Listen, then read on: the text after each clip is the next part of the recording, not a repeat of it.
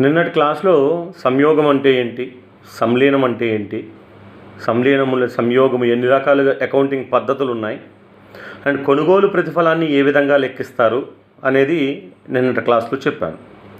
So ఇవాళ ఏంటంటే సంయోగం సందర్భంలో మనం ఎలాంటి చిట్టా పద్ధతులు రాయాలి, ఓకేనా. సో సంయోగం సందర్భంలో ఇక్కడ రెండు రకాల కంపెనీలు ఉన్నాయి. ఒకటి అమ్ముడుపోయే కంపెనీ, రెండోది కొనుగోలు కంపెనీ, అవునా. సో అమ్ముడుపోయే కంపెనీ తన పుస్తకాలలో చిట్టాపద్దులు రాసుకుంటుంది, అలాగే కొనుగోలు కంపెనీ కూడా తన పుస్తకాలలో చిట్టాపద్దులు రాసుకుంటుంది. అంటే అమ్ముడుపోయే కంపెనీ అకౌంట్స్ చేసుకుంటుంది, అలాగే కొనుగోలు కంపెనీ కూడా అకౌంట్స్ చేసుకుంటుంది. సో అందులో మొదటిది అమ్ముడుపోయే కంపెనీ. అమ్ముడుపోయే కంపెనీ తన పుస్తకాలలో ఏ విధమైనటువంటి అకౌంటింగ్ విధానాన్ని పాటిస్తుంది, ఏ విధమైనటువంటి చిట్టాపద్దులు రాసుకుంటుంది అంటే, సో కంపెనీ అమ్ముడుపోతుంది కాబట్టి తన దగ్గర ఉన్నటువంటి ఆస్తులని, తన దగ్గర ఉన్నటువంటి అప్పులని అన్నింటినీ కూడా క్లోజ్ చేసేసుకోవాలి, అవునా. సో అలా క్లోజ్ చేయాలి అంటే ఇక్కడ ఏం చేస్తామంటే పరిష్కార ఖాతా అని ఒక ఖాతాను తయారు చేస్తాం. మీకు గుర్తుందో లేదో, పార్ట్నర్షిప్ భాగస్వామ్య ఖాతాలు చెప్పేటప్పుడు భాగస్వామ్యాన్ని రద్దు చేయాలి అంటే భాగస్తులు తమ ఆస్తులని అప్పులని కూడా పరిష్కార ఖాతాకు మళ్ళిస్తారు, రియలైజేషన్ అకౌంట్. అంటే పరిష్కరించడానికి, ఆస్తులను అమ్మి అప్పులను చెల్లించడానికి, లేదా ఆస్తులను వేరే సంస్థకి ఇచ్చేయడానికి మన దగ్గర ఉన్న ఆస్తులు మనం ఫస్ట్ రద్దు చేసుకోవాలి. దానికోసం మనం పరిష్కార ఖాతా అనే దాన్ని తయారు చేస్తాం. ఆ పరిష్కార ఖాతాకు మళ్లించడం ద్వారా ఆస్తులు అప్పులు మనం రద్దు చేసుకోవడం జరుగుతుంది. సో అందులో మొదటగా ఫస్ట్ అమ్ముడుపోయే కంపెనీ తన ఆస్తులన్నింటినీ కూడా పరిష్కార ఖాతాకు మళ్లిస్తుంది. అంటే ఒక రకంగా చెప్పాలంటే పరిష్కార ఖాతాకు మళ్లించడం అంటే రద్దు చేయడం అని అర్థం, ఓకే. సో అంటే ఫస్ట్ ఏం చేస్తుంది, తన ఆస్తులని రద్దు చేసుకుంటుంది. ఆస్తులు డెబిట్ నిల్వలో ఉంటాయి, అవునా. ఆల్రెడీ మీకు చాలాసార్లు చెప్పాను, ఆస్తులు డెబిట్ నిల్వలో ఉంటాయి. ఇప్పుడు ఆస్తిని రద్దు చేసుకోవాలి అంటే ఆస్తిని ఏం చేయాలి, ఆస్తిని క్రెడిట్ చేయాలి. మరి దేన్ని డెబిట్ చేయాలి అంటే, మనం ఏ ఖాతా ద్వారా అయితే ఆస్తులను రద్దు చేస్తున్నామో ఆ ఖాతాని డెబిట్ చేయాలంటే పరిష్కార ఖాతాని డెబిట్ చేయాలి. సో పరిష్కార ఖాతా డెటార్ టు ఆస్తుల ఖాతా, వివిధ ఆస్తుల ఖాతా. ఏ కంపెనీ, అమ్ముడుపోయే కంపెనీ పరిష్కార ఖాతాకి తన ఆస్తులను డెబిట్ చేయడం ద్వారా ఆస్తులను రద్దు చేసుకుంటుంది. అయితే ఇలా ఆస్తులను పరిష్కార ఖాతాకు మళ్లించడానికి కొన్ని రూల్స్ అండ్ రెగ్యులేషన్స్ ఉన్నాయి. ఆ రూల్స్ అండ్ రెగ్యులేషన్స్ ప్రకారం మాత్రమే ఆస్తులను పరిష్కార ఖాతాకు మళ్లించాలి. అందులో ఫస్ట్ పాయింట్ ఏంటంటే నగదు మరియు బ్యాంకు నిల్వలు కొనుగోలు కంపెనీ తీసుకున్నప్పుడు మాత్రమే పరిష్కార ఖాతాకు మళ్లించాలి, ఓకే. అంటే అమ్ముడుపోయే కంపెనీ దగ్గర ఉన్న నగదు కానీ, అమ్ముడుపోయే కంపెనీ యొక్క బ్యాంకు నిల్వలని కానీ కొనుగోలు కంపెనీ తీసుకున్నప్పుడు మాత్రమే పరిష్కార ఖాతాకు మళ్లించాలి. సరే ఎట్లా తెలుస్తుంది తీసుకున్నదా లేదా, లెక్కలో చెప్తాడు వాడు.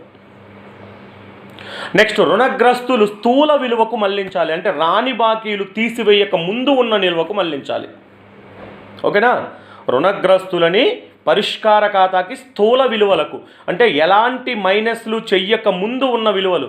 సో ఎలాంటి మైనస్లు అంటే మనం ఏం చేస్తాం, రాని బాకీల ఏర్పాటు, వీటిని మైనస్ చేస్తాం. అవి మైనస్ చెయ్యక ముందు ఉన్న నిల్వలకు మనం రుణగ్రస్తులని మళ్లించాలి. ఆ రాని బాకీల ఏర్పాటు కానీ అది ఏదైతే ఉందో వాటిని అప్పులుగా భావించాలి. అప్పులుగా భావించి పరిష్కార ఖాతాకి క్రెడిట్ చేయాలి, రైట్. నెక్స్ట్ ప్రాథమిక ఖర్చులు, లాభ నష్టాల ఖాతా, డెబిట్ నిల్వ, వాటాలు, డిబెంచర్ల మీద డిస్కౌంట్, ఇవన్నీ కూడా ఏంటి, ఫిక్టిటియస్ అసెట్స్, కల్పిత ఆస్తులు. ఈ కల్పిత ఆస్తులని పరిష్కార ఖాతాకు మళ్లించకూడదు, ఓకేనా. నెక్స్ట్ గుడ్ విల్, పేటెంట్లు, ఇవన్నీ కూడా కనిపించని ఆస్తులు, ఇంటాంజబుల్ అసెట్స్. వీటన్నింటినీ కూడా పరిష్కార ఖాతాకు మళ్లించాలి. కనిపించని ఆస్తులు వేరు, కల్పిత ఆస్తులు వేరు, ఓకే. గుడ్ విల్లు, పేటెంట్లు, ట్రేడ్ మార్కులు, కాపీరైట్లు ఇవి కనిపించని ఆస్తులు, intangible assets but real assets. కానీ ప్రాథమిక ఖర్చులు, వాటాల మీద డిస్కౌంట్, డిబెంచర్ల మీద డిస్కౌంట్, లాభ నష్టాల ఖాతా, డెబిట్ నిల్వ ఇవి కల్పిత ఆస్తులు, ఆస్తి కాదు. ఆస్తి అప్పుల పట్టికలో ఆస్తుల వైపున చూపిస్తామంతే కొంతకాలం పాటు.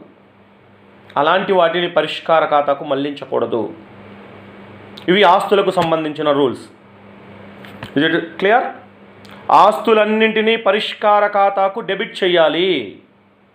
పరిష్కార ఖాతాకు డెబిట్ చేయాలి అంటే పరిష్కార ఖాతాలో వివిధ ఆస్తులు. అలా ఆస్తులు రాసేటప్పుడు కొన్ని ఇంపార్టెంట్ పాయింట్స్ ఏంటంటే నగదుని బ్యాంకుని తీసుకోకూడదు.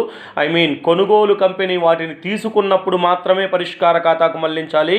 రుణగ్రస్తులు రాని బాకీలు, ఏర్పాటు రాని బాకీలు ఇవన్నీ తీసివేయక ముందు ఉన్న నిల్వ తీసుకోవాలి. కల్పిత ఆస్తులు, ప్రాథమిక ఖర్చులు, లాభ నష్టాల ఖాతా, డెబిట్ నిల్వ ఇలాంటివి మనం పరిష్కార ఖాతాకు మళ్లించకూడదు. అండ్ కనిపించని ఆస్తులైన గుడ్విల్, పేటెంట్లు, ట్రేడ్ మార్కులు ఇవన్నీ కూడా మనం మళ్లించాలి. ఇది ఆస్తులకు సంబంధించినటువంటి రూల్. ఓకే, నెక్స్ట్ అప్పులని పరిష్కార ఖాతాకు మళ్లించాలి. సో అప్పులన్నీ ఏ నిల్వలో ఉంటాయి? క్రెడిట్ నిల్వలో ఉంటాయి. వాటిని రద్దు చేయాలి. వాటిని రద్దు చేయాలంటే ఏం చేయాలి? అప్పులను డెబిట్ చేయాలి. మరి అప్పులను డెబిట్ చేయాలంటే పరిష్కార ఖాతాని క్రెడిట్ చేయాలి. అర్థమవుతుందా? ఇంతకుముందు ఆస్తులన్నింటినీ పరిష్కార ఖాతాకి డెబిట్ చేశాం అంటే ఆస్తులు క్రెడిట్లో ఉన్నట్టు, పరిష్కార ఖాతా డెబిట్ ఉందంటే. ఇప్పుడేంటి? అప్పులు క్రెడిట్లో ఉంటాయి, అప్పులని క్యాన్సిల్ చేయాలి అంటే అప్పులు డెబిట్ చేయాలి. మరి అప్పులు డెబిట్ చేయాలంటే ఏది క్రెడిట్లో ఉండాలి? పరిష్కార ఖాతా. అంటే అప్పులన్నింటినీ పరిష్కార ఖాతాకి క్రెడిట్ చేయాలి. ఓకేనా? సో దానికి మనం ఏం చిట్టాపద్దు రాస్తామంటే అప్పుల ఖాతా డెటార్, రాని బాకీల ఏర్పాటు ఖాతా డెటార్ టు పరిష్కార ఖాతా. అప్పుల ఖాతా డెటార్, రాని బాకీల ఏర్పాటు ఖాతా డెటార్. ఇందాక కూడా చెప్పాను, రాని బాకీల ఏర్పాటుని మనం ఏమనుకోవాలన్నాను? అప్పుగా ట్రీట్ చేయాలన్నాను కదా. కాబట్టి అవి డెబిట్ ఉంటే పరిష్కార ఖాతా క్రెడిట్లో ఉంటుంది. అయితే దీనికి సంబంధించిన రూల్స్ ఏంటి అంటే జాగ్రత్తగా వినండి. కొనుగోలు కంపెనీ తీసుకున్న అప్పులు మాత్రమే పరిష్కార ఖాతాకు మళ్లించాలి.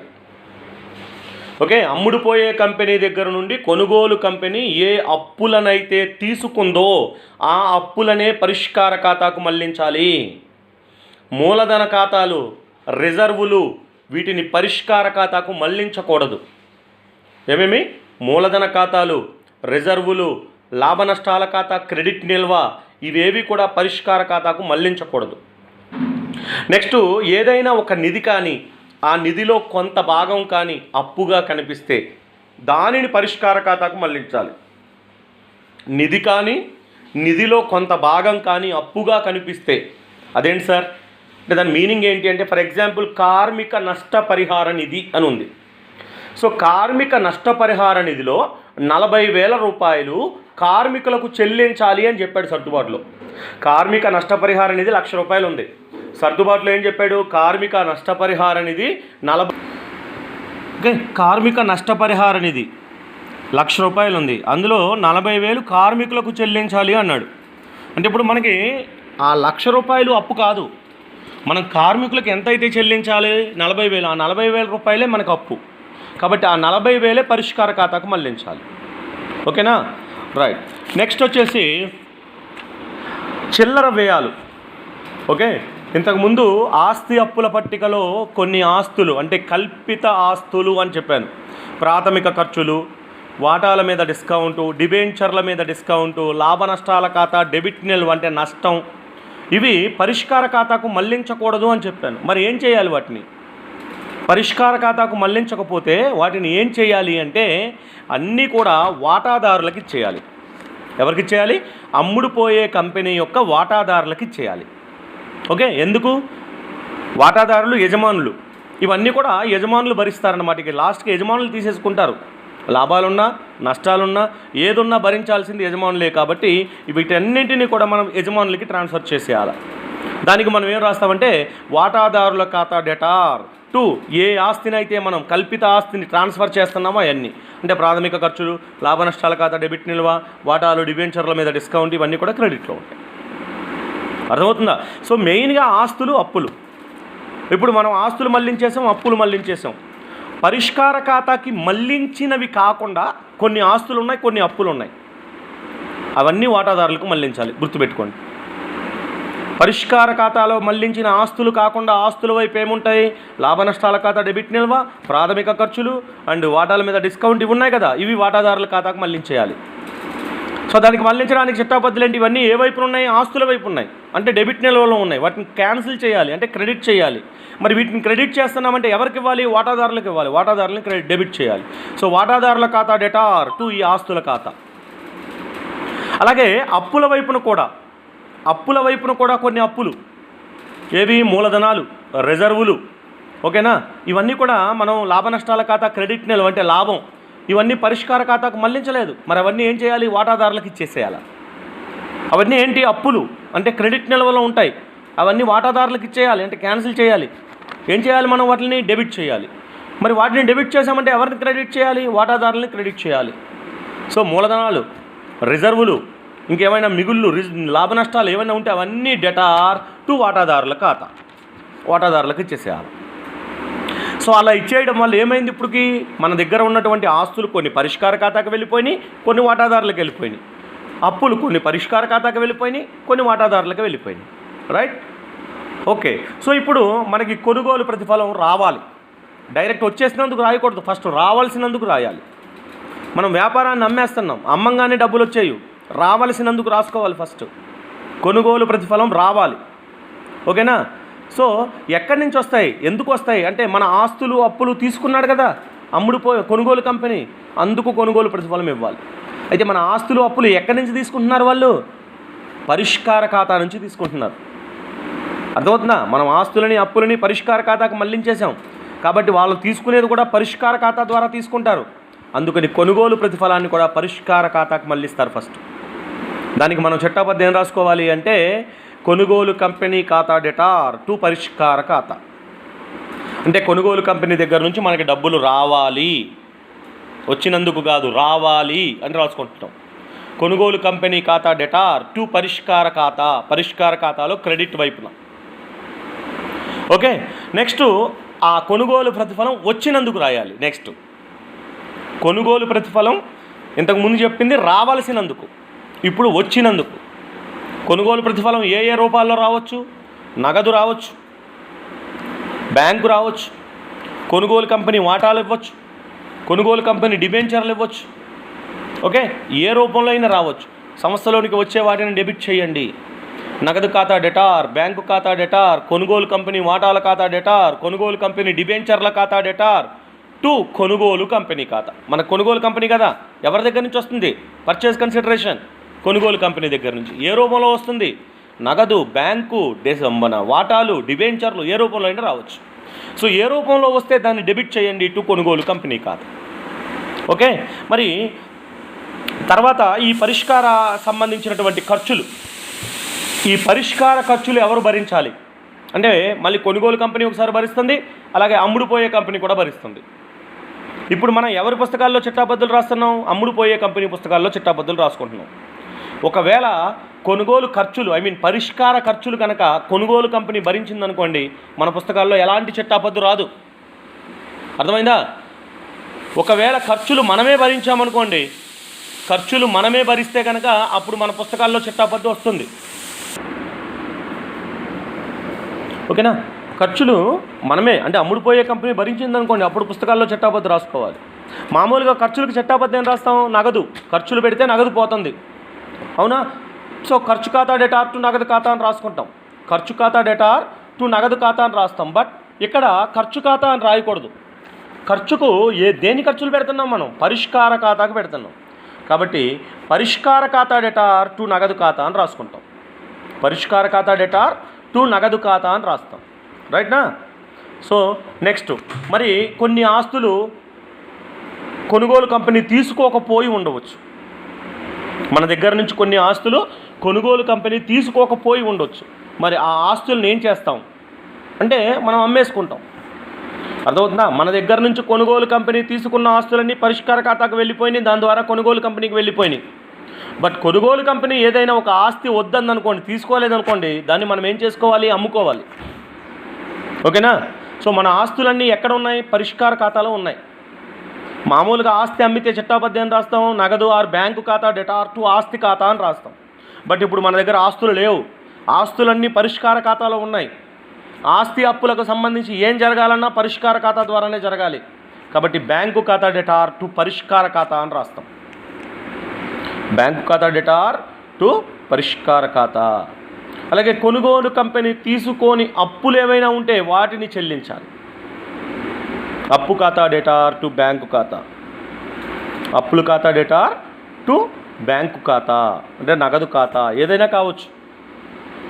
అయితే ఇక్కడ మీరు ఇంపార్టెంట్ పాయింట్ ఏంటంటే, ఇందాక నేను ఏం చెప్పానంటే ఆస్తులు పరిష్కార ఖాతాలో ఉన్నాయి అక్కడి నుంచి చెల్లించాలని, కానీ అప్పుల విషయంలో మాత్రం కొనుగోలు కంపెనీ తీసుకొని అప్పులని పరిష్కార ఖాతాకు మళ్లించం. కొనుగోలు కంపెనీ ఏ అప్పు అయితే తీసుకోలేదో ఆ అప్పుని పరిష్కార ఖాతాకు మళ్లించము, నేరుగా మనం చెల్లించుకోవాలి. అయితే అలా చెల్లించేటప్పుడు ఎక్కువ కానీ తక్కువ కానీ చెల్లిస్తే ఆ ఎక్కువ మొత్తం కానీ తక్కువ మొత్తం కానీ పరిష్కార ఖాతాకు మళ్లించాలి. చాలా ఇంపార్టెంట్ పాయింట్ ఇది, ఓకేనా. కొనుగోలు కంపెనీ తీసుకొని అప్పుల్ని మనం ఏం చేస్తాం, పరిష్కార ఖాతాకు మళ్లించకుండా డైరెక్ట్గా చెల్లిస్తాం. అలా చెల్లించేటప్పుడు ఏదైనా ఎక్కువ కానీ తక్కువ కానీ చెల్లిస్తే ఆ తేడా మాత్రం పరిష్కార ఖాతాకు వెళ్ళాలి. అంటే అప్పు 20,000 చెల్లించాలి, 18,000 చెల్లించారు, 2,000 తక్కువకి చెల్లించారు అంటే అక్కడ మీకు 2,000 రూపాయలు మిగిలి వచ్చినట్టే. ఆ 2,000 రూపాయలు పరిష్కార ఖాతాకి వెళ్తుంది, క్రెడిట్. అర్థమవుతుందా? ఎక్కువ చెల్లించారు, 20,000 చెల్లించాలి, 21,000 చెల్లించారు, 1,000 రూపాయలు ఎక్స్ట్రా చెల్లించారు, ఆ ఎక్స్ట్రా చెల్లించింది కూడా పరిష్కార ఖాతాకు వెళ్ళాలి. సో ఇక్కడికి ఆస్తులు అప్పులు అయినాయి. ఇక మూలధనాలు ఉన్నాయి. ఆధిక్యపు మూలధనం ఆధిక్యపు వాటాదారులకు మళ్లించాలి. ఆధిక్యపు మూలధనం ఎవరికి మళ్లించాలి? ఆధిక్యపు వాటాదారులకు మళ్లించాలి. ఆధిక్యపు మూలధనం ఖాతా డెటార్ టు ఆధిక్యపు వాటాదారుల ఖాతా. అలాగే ఈక్విటీ మూలధనాన్ని ఈక్విటీ వాటాదారులకు మళ్లించాలి, ఓకేనా. సో మళ్లించిన తర్వాత పరిష్కార ఖాతా క్లోజ్ చేస్తాం. పరిష్కార ఖాతా క్లోజ్ చేస్తే లాభం కానీ నష్టం కానీ వస్తుంది. లాభం వచ్చినా నష్టం వచ్చినా దాన్ని ఎవరికి మళ్లించాలి? ఈక్విటీ వాటాదారులకు మళ్లించాలి, ఓకేనా. లాభం వచ్చిందనుకోండి పరిష్కార ఖాతా టు వాటాదారుల ఖాతా అంటాం. అదే నష్టం వచ్చిందనుకోండి వాటాదారుల ఖాతా టు పరిష్కార ఖాతా అంటాం. అంటే పరిష్కార ఖాతాని క్లోజ్ చేస్తే పరిష్కార ఖాతాలో లాభం వచ్చినా నష్టం వచ్చినా దాన్ని ఎవరికి మళ్లించాలి? వాటాదారులకి మళ్లించాలి, రైట్నా. అండ్ లాస్ట్ ఆధిక్యపు వాటాదారులకి డబ్బులు కట్టేసేయాలి. ఆధిక్యపు వాటాదారులకి డబ్బులు కట్టేసేయాలి. ఆధిక్యపు వాటాదారుల ఖాతా డెటార్ టు బ్యాంక్ ఖాతా, లేదా వాటాలు ఏమైనా ఇస్తే వాటాల ఖాతా. అలాగే ఈక్విటీ వాటాదారులకు కూడా డబ్బులు కట్టేసేయాలి. ఈక్విటీ వాటాదారుల ఖాతా డెటార్ టు బ్యాంక్ ఖాతా, లేదా కొనుగోలు కంపెనీలో వాటాలు ఇస్తే ఆ వాటాల ఖాతా. అక్కడికి అమ్ముడుపోయే కంపెనీ పుస్తకాలు క్లోజ్ అవుతాయి. మళ్ళీ బ్రీఫ్గా చెప్పేస్తున్నాను చూడండి. అమ్ముడుపోయే కంపెనీ తన పుస్తకాలని ఏ విధంగా క్లోజ్ చేస్తుంది అంటే, ఫస్ట్ అమ్ముడుపోయే కంపెనీ తన ఆస్తులని పరిష్కార ఖాతాకు డెబిట్ చేస్తుంది. అయితే అలా పరిష్కార ఖాతాకు డెబిట్ చేసేటప్పుడు నగదుని బ్యాంకుని డెబిట్ చేయదు, కల్పిత ఆస్తులు డెబిట్ చేయదు, ఓకేనా. అండ్ రుణగ్రస్తులు రాని బాకీలు తీసివేయక ముందు ఉన్న నిల్వను డెబిట్ చేస్తుంది. తర్వాత అప్పుల వైపుకు రండి. అప్పులలో ఉన్నటువంటి బహిర్గత అప్పులు అంటే బయట వ్యక్తులకు చెల్లించాల్సిన అప్పులన్నీ కూడా పరిష్కార ఖాతాకు క్రెడిట్ చేస్తుంది, ఓకేనా. రాని బాకీలు కూడా పరిష్కార ఖాతాకు క్రెడిట్ చేస్తుంది. అండ్ తర్వాత కొనుగోలు కంపెనీ తీసుకున్న, చాలా ఇంపార్టెంట్ పాయింట్ ఇక్కడ, కొనుగోలు కంపెనీ తీసుకున్న అప్పులు మాత్రమే పరిష్కార ఖాతాకు మళ్లించాలి. మూలధనాలు, రిజర్వులు, లాభ నష్టాల ఖాతా, క్రెడిట్ నిల్వ ఇవేవి పరిష్కార ఖాతాకు మళ్లించకూడదు, ఓకే. అండ్ నెక్స్ట్ వచ్చేసి చిల్లర వ్యయాలు అంటే ఆస్తుల వైపున ఉన్నటువంటి ప్రాథమిక ఖర్చులు కావచ్చు, లేదా లాభ నష్టాల ఖాతా నిల్వలు కావచ్చు, అవన్నీ కూడా వాటాదారులకు ఇచ్చేయాలి. అలాగే అప్పుల వైపున ఉన్నటువంటి రిజర్వులు కావచ్చు, లాభ నష్టాల ఖాతా, క్రెడిట్ నిల్వ ఇవన్నీ కూడా వాటాదారులకు ఇచ్చేయాలి. ఇచ్చేసిన తర్వాత కొనుగోలు ప్రతిఫలం రావాల్సినందుకు చిట్టపత్రాలు ఇంపార్టెంట్. వచ్చినందుకు కాదు, ఫస్ట్ రావాల్సినందుకు రాయాలి, తర్వాత వచ్చినందుకు రాయాలి. తర్వాత ఈ పరిష్కారం చేయడానికి ఖర్చులు కొనుగోలు కంపెనీ భరించవచ్చు, అమ్ముడుపోయే కంపెనీ భరించవచ్చు. కొనుగోలు కంపెనీ భరిస్తే మన పుస్తకాల్లో చిట్టాపద్దు రాదు, ఎందుకంటే మనం అమ్ముడుపోయే కంపెనీ కాబట్టి. ఒకవేళ మనమే భరిస్తే మన పుస్తకాల్లో చిట్టాపద్దు వస్తుంది, పరిష్కార ఖాతా డెటార్ నగదు ఖాతా. అండ్ కొనుగోలు కంపెనీ తీసుకొని ఆస్తులు అమ్మేసేయాలి. అలాగే కొనుగోలు కంపెనీ తీసుకొని అప్పులు చెల్లించేయాలి. ఆ చెల్లించేటప్పుడు ఎక్కువ కానీ తక్కువ కానీ చెల్లిస్తే ఆ తేడా పరిష్కార ఖాతాకు వస్తుంది. ఆధిక్యపు మూలధనాన్ని ఆధిక్యపు వాటాదారులకు మళ్లించాలా, ఈక్విటీ మూలధనాన్ని ఈక్విటీ వాటాదారులకు మళ్లించాలా. చివరికి పరిష్కార ఖాతా క్లోజ్ చేసి ఆ లాభం వస్తే ఆ లాభం కానీ నష్టం కానీ వాటాదారులకు ఇచ్చేయాలి. ఇచ్చేసి వాటాదారుల ఖాతాలు క్లోజ్ చేయాలి. క్లోజ్ చేస్తే మనకి అక్కడ అమ్ముడుపోయే కంపెనీ పుస్తకాలు క్లోజ్ అయినట్టు, ఓకే.